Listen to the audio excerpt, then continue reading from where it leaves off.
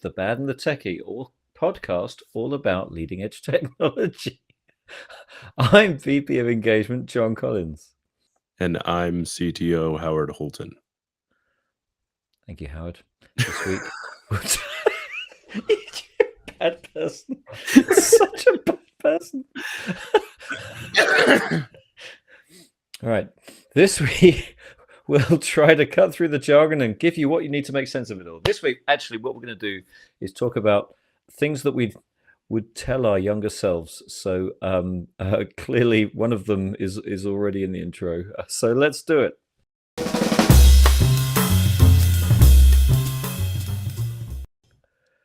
Oh my goodness gracious! You knew I was going to nail it, and you thought you've got to literally push me into the ditch. I didn't want to break our run. We've got a good streak going. I was thinking about the scene in Run Fat Boy Run where he literally trips him up on the home straight, and yeah. So this week we're going to talk about advice we'd give our younger selves. Mm-hmm. So if anyone likes that topic, I just want to start by saying a friend of mine, Sean Rosemarin, over at Pure Storage, has been doing a series of articles on things he would tell his younger self, all of which I think are probably written better than what John and I are going to do today. They're very, very well written.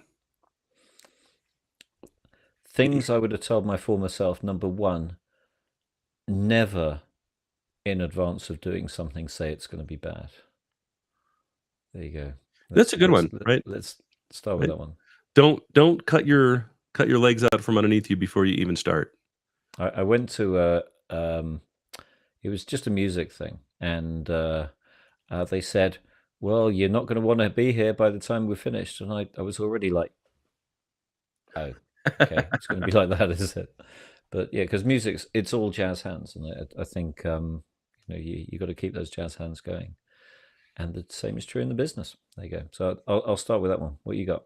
No, I like that one. I like that one, right? I like to say, words create thoughts, thoughts create actions, right? So if you're going to start with negative words, you're then going to create negative thoughts, which will undoubtedly lead to negative actions. Actually, there's I'm a bit faddish, so I used to mind map a lot and got completely into it, and everything. All my notes were mind maps and everything else. The thing I learned when I was learning about mind mapping was the importance of using colored pens and drawing pictures and so on and so forth, because that's all about stimulating your brain.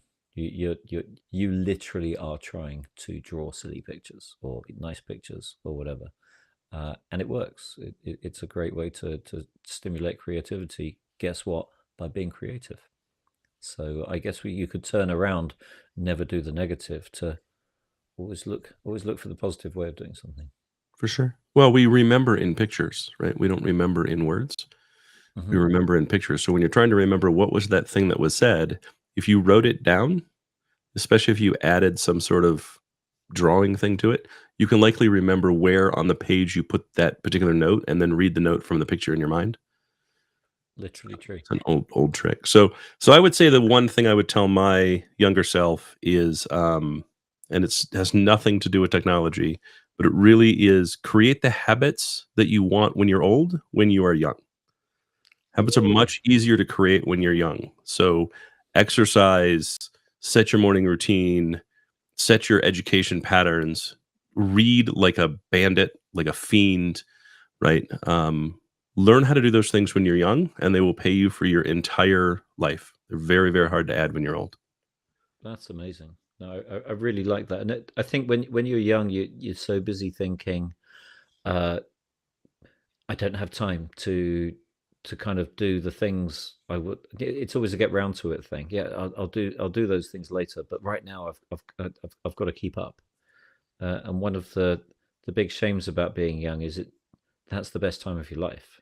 I think age. When I say young, I think obviously school's great, uni's great, but when you're at work, that kind of 25 to 35-year-old period is honestly one of the hopefully healthy, hopefully kind of thinking straight, not completely falling off the edge of the plate and so on and so forth. That's the moment to to get into good habits. All right, you're up, bud. All right. Well, I've got, he said, checking it. I'm going to double down a bit on what I just said, actually. And I've written down here, don't sweat the noise, focus on the signal. So I think in the office and in teams and so on and so forth, it does get very cluttered with things that people are trying to do and get organized and so on and so forth. And it's very easy to lose track of what the point of any of it is. And, and I think when you're young, you think there's someone else that's kind of better than you, that's probably in charge and working everything out. When you get older, you realize there isn't. That they're literally everyone's just muddling along forever. And so it's not about, you don't have to take charge, but just recognize that if you're thinking that you're in a room and no one knows what's going on, that's probably because you're right. So it goes a long way to actually think about what's going on and how to get people focused on that. Yeah, I like that one. Yeah, if you're in a room and and you think you're the only one lost, you're wrong. And sometimes the best thing you can do in that room is just raise your hand and say, "Hey, I get that everyone here speaks the secret language, but for those of us that don't speak the secret language, can you clue us in on the secret language?" Mm-hmm. Right? I've asked many times, "Hey, look, I get that everyone else seems to understand what this acronym means. Can you please explain the acronym?" Oh, okay, yeah, that's not where I thought this was going. And then you get six other people in the room that go, "Yeah, I didn't know it either." I didn't get it either. Yeah. Right? Being the person brave enough to ask the question very, very, very seldom hurts you and always helps you. And I'll And be honest, if you're in a room where that hurts you, where asking that question hurts your career, you're still in the wrong room because mm, that's the wrong place for you to be. That's a culture you don't want to spend any more time in than you need to. it literally isn't you; it's them at that point. Correct. If if you can't ask the dumb question, I mean, the good thing at being an analyst is a very handy way of actually being the dumbest person in the room and then being able to, I don't know, there'll be a phrase for this, but essentially you can say, "Ha, I'm going to be the dumbest person in the room," and then you'll say something half smart, and then people go, "Ha ha ha! Look at him! You know, he's a smart person pretending to be dumb." No, genuinely, I didn't know. Genuinely, but when you reach a certain age, people kind of assume you must know what you're talking about, and therefore, uh, when you ask dumb questions, it must be because of them, and when you're younger, they think it must be because of you. So there are ways of getting that across with humor, uh, with literally, look, I'm going to ask this because no one else is going to ask. Um, and I think the big trick that I learned probably 30s, 40s, sadly, it's when you start losing friends and so on, and parents and everything else. Is 100 years time, we'll all be dead, literally, unless there's some fantastic breakthrough. So I, I just go into a kind of fatalistic state and just go, oh well, nothing to lose from asking a question that I think is going to make me look stupid, because this won't be something that I will be remembered for ever. It's very true. I would also add the most valuable thing you can do is collect knowledge. And every time you don't ask the question about the thing you don't know, you pass up on an opportunity to enhance your knowledge, to increase your knowledge, to improve your knowledge. So you Mm, really just do yourself a disfavor, and anyone else that also lacks that knowledge, you do a disfavor to as well, a disservice to as well, right? So just ask the question. yeah. Um, I would say my next piece of advice is be empathetic, not sensitive, Hmm. right? Develop Explain. empathy for other people. And always assume that other people come from as good a place as you come from, if not better. So don't be sensitive, be empathetic, Mm-hmm. Mm-hmm. right? You can control if your feelings get hurt. You can't control what other people say. You can only control how you interpret what other people say. If you always give people the benefit of the doubt, you'll go through life a whole lot happier than if you don't. Mm-hmm. And the most valuable thing that you need to be successful and continue to grow your career and be successful in relationships and be successful in your marriage and be successful as a parent is empathy. And empathy means being able to see it from someone else's side and being able to Mm. understand how they got to where they got by trying to see through their eyes. And I don't know of anything as a leader, as a husband, as a parent, as a child, as a friend that's been more valuable than developing empathy So and that's really the leaning into empathy. walk in their shoes thing, or at Hmm. least ask how it feels to walk in those shoes. Very much. Yeah, I mean, it's fascinating. I think two things that I've learned to learn about. One is generally everyone's having a really crappy time in their lives at some point, and people put a brave face on it. But generally, if you ask someone, they're going to have problems with their kids. They're going to have problems with their parents. They're going to have problems with their health. There's going to be a lot of stuff going on in their lives. We live fantastically complex and problematic lives, and yet in the workplace, we just kind of everything stays at the door. And I'm not saying it shouldn't stay at the door. I am saying that probably all those things that are in your head about what you're going through, probably every single other person in the room is going through that stuff as well. And I think the other thing is just personality types, so character types, but also spectrum, uh, um, background, and so on. It all of these things add up to, oh, I understand. Not everyone is like me, and I think that's where the empathy thing can really kick in, because you learn to build on that. I'm going to jump straight in with my next one, which is to really push for diversity. And the reason I say that is for exactly this reason. It's because if you're with a bunch of people just like it's you kind of start assuming that that's what everyone's like, and there's nothing I've liked more than, for example, having a woman in a conversation which was largely male before, and you go, "Oh, there's a whole different perspective I'd never ever thought of." And yeah, that's a very black and white example. But equally, at GigArm, I just love talking to people of different races, of different nationalities, and getting the very different perspectives to mine, because it's all driving the creative process. Well, no matter what you do, you only have one perspective. You only have your own perspective. Diversity ensures that you get other perspectives. And if you surround yourself with people that seem to only agree with what you're saying, you don't have diverse enough perspectives,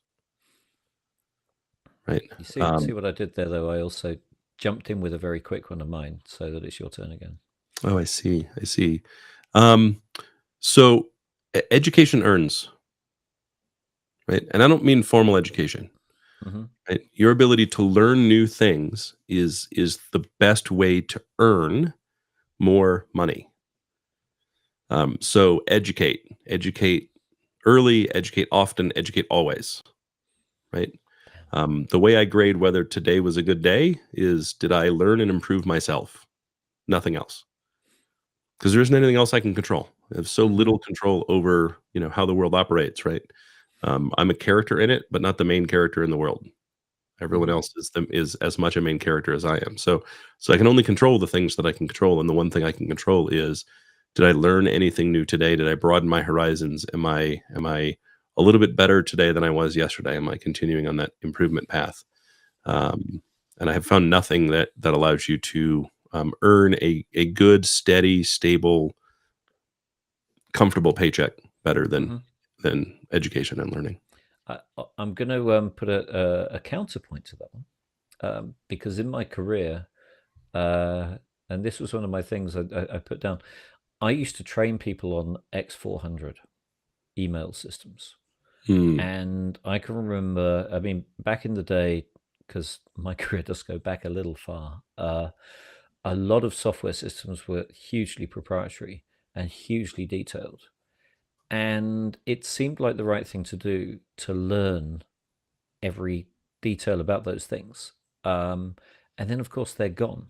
So the counterpoint I would put is, yeah, absolutely, train, et cetera, et cetera. And it's true with language training now, computer languages. While you're learning whatever it is in detail that you're learning about, and you need to, be it API calls or be it whatever, at the same time, learn the stuff that's behind those API calls, learn the principles, learn the best practices, learn the stuff that when all of that gets thrown away and we reinvent the wheel in 5 years' time, as we invariably will be, uh, what's the overall shape of the wheel going to look like, even if it's done with different materials? I So know a ton of educate at all people that, levels. oh yeah, I know a ton of people that to kind of carry your message here, that earn their PhD. And you earn every PhD. You work really hard to get there. You earned a PhD, and that is the last time they learned anything. Mm, They received that piece of paper and they were done. They're not learning anything, right? I know a ton of people that learned the DEC Alpha VAX system to its infinite, and they were absolute experts at it. And that was the last time they learned anything, mm-hmm.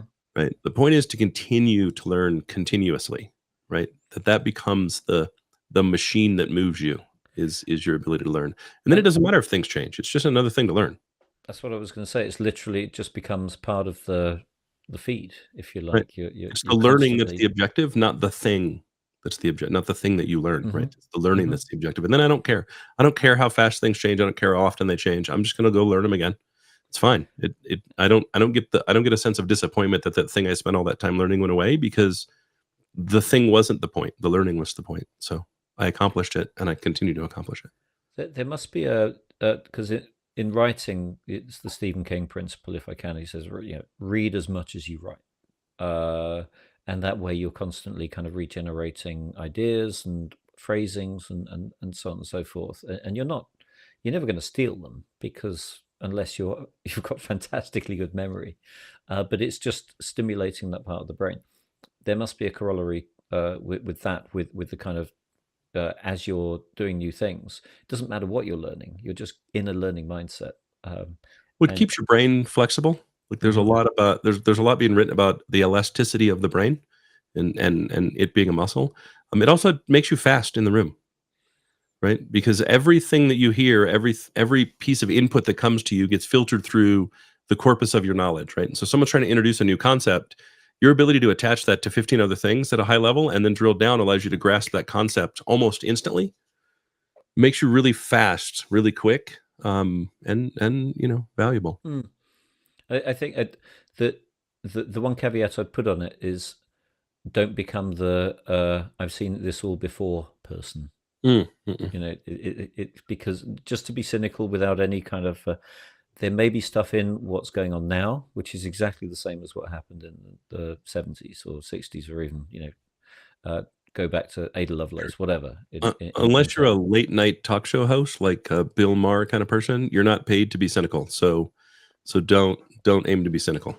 Exactly. There's got to be method. There's got to be kind of purpose. There's got to be you're not just throwing out the negatives, as you say, and getting paid to take it that far. Everybody, you're up. Okay. So something I learned when I went freelance for the first time, probably about goodness, 15 years ago, um, uh, was I had to price my work, and the way that I priced my work was uh, I ended up saying it was like £60 an hour. So you could say $60 an hour or whatever back then, and I suddenly had this epiphany, which was therefore it's £1 a minute, and suddenly it was like a veil dropped from my eyes. Like every minute I'm sitting here, if you stick with that calculation, it could be 2x, 3x, doesn't matter, but there's a dollar per minute kind of thing ticking over, and that changed two things. One was I stopped wasting time doing what I can't remember who said this, but it was probably Stephen Covey, called it busy work, just doing stuff that actually has no final goal. Uh, um, and the other aspect was like, for example, going for lunch with someone because it might be a useful meeting. Go for lunch with them because you want to socialize with them, by all means. Or but don't go to lunch with them as a kind of value generation thing unless you're absolutely sure you're in sales or whatever. And that was so putting a value on every minute might sound like micromanagement of yourself, but it's less about the aspect of trying to log every minute of time, because you can then make the decision of, actually, this is time that I just want to think. This is time that, yeah, and that's priceless. So either time should be charged per minute, or it should be priceless, because time is probably the only asset that we have in our lives that we can't create more Yeah, of. it's the only thing you don't get back. It's the only Right? thing, and I think it's really sad. I see people kind of, wasting time doing things that are literally, to me, pointless. And it's because they haven't had that epiphany. I mean, it's a bit of a soapbox one, but it's. I would tell my younger self just to value every minute in one way or another. Um, I would say spend your time wisely, not necessarily value every minute, Hmm. right? But it's very much to your point. Think about the things that you're doing, and if you're at work and you know you're getting paid $1 a minute, great. Um, is the work that you're doing worth $1 to your employer Hmm. for that minute? If it's not, you probably shouldn't be doing it, right? You probably should figure out a better way to make that thing happen. And does it have a point and a purpose, Mm, right? And all of absolutely. the time that you get back from not doing those things, from saying no to those things, from delegating those things or automating those things, or simply saying this work is not actually worth it and has no point, and therefore we're no longer going to do this. Um, Either invest in moving the business forward or invest in yourself, right? If you took every minute that you spent during the day doing busy work that was pointless anyhow, that no one would notice if it wasn't getting done, and instead you spent an hour in a Udemy class, an hour in a Pluralsight class, an hour in a, some sort of investment in yourself, learning something, right? That's going to pay dividends in the future. Hmm. That's Hmm. time well spent. Even if you spent that hour reading a book or having a quiet lunch to yourself or having a lunch with friends, Hmm. right? Or talking to someone that you like, but you haven't had time to talk to in 3 years. Time is the only thing you don't get back. And that is the pricelessness of it. It's that's a better way of putting it. And you also brought in the fact that I hadn't thought of that, which is new one on me. Thank you. You're part of a supply chain, so it's not all about, call me a narcissist, but I was putting me in the center of this one. You're actually part of a flow of that time and money, and the value goes all the way down and all the way across. So thank you. And you're up. Um, so mine would be, if you've concentrated, like if you set good habits and you've concentrated on learning, right? When you're looking at the place that you spend 8 or more hours a day, your job, pick a good culture. If you're in a bad culture because they pay you $10 more an hour, leave. Leave. You're Mhm. paying to be tortured. That's what you're doing. You're saying, I'll take $10 more an hour so that someone can torture me, so that the whole environment can torture me. Don't do that. Leave. Go someplace Mhm. else. Mhm.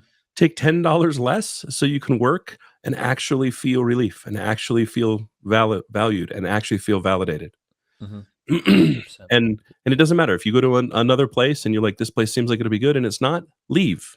The best place to find a new job is the day you start a job. I Right? actually spoke to someone that I mentor a bit, and I said to her, look for a company that shares your values. And it doesn't generally, when you start working for a company, uh, once you're there, it's a lot easier to get a better job transferring internally than it is trying from the outside. So get the job, get any job you can potentially. I'm not saying get, literally any job you can, but look for opportunities with that company or with those kinds of companies that you wouldn't necessarily say, well, it wouldn't be my first choice. Because if the company's your first choice, then you'll already be gaining from that situation. And then generally, you'll be able to, if it's a good culture, it will be a culture that values you and values your growth. Therefore, it will pay back over time. All That's right, the bud. Over to principle. you. So, probably my last one, which, given the time, I'll say become a secretary.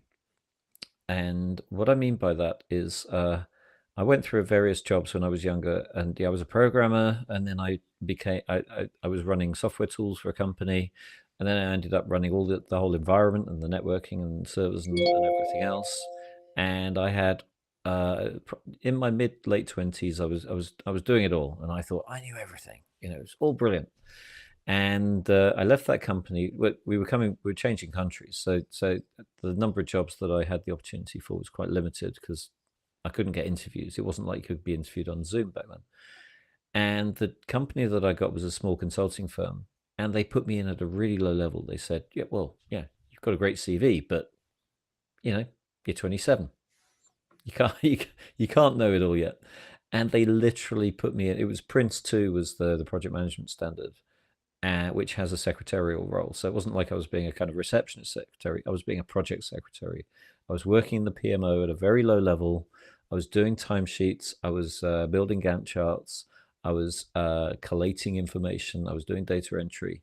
And it was a huge slap in terms of junior arrogance, which was one part of it. But that wasn't the part I was thinking about. It also gave me the opportunity to learn properly everything that I thought I knew, and I found I didn't. So I built those skills. Everything we've talked about, I built them up from scratch.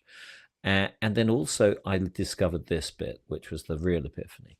The secretary is the most powerful person in many meetings. So it's the scribe in the facilitated workshop, it's the person organizing the agenda, it's someone sending stuff out. You realize that there's no kind of I'm better than them thing when you realize just how powerful these different roles are. And B, you actually use that power. You control from within, and you control nicely, and you stop people from talking, and you start people talking, and you get the information together to then report on it. And I found that hugely. I'll use the term humbling, but I don't mean it. I found it hugely kind of it popped my balloon for sure, uh, and also hugely inspiring because I realized just how there was more than just trying to look down from above and getting stuff done. There was all the other directions that you could get stuff done. So that would be my last tip. Um, my last tip is value yourself and value your time. Right? Hmm. We work to live. We do not live to work. Right? So when it is lunchtime, stand up from your desk, leave your desk, go have lunch. Even if you're on a diet, even if you aren't particularly hungry, go sit outside. Go sit in the park. Hmm.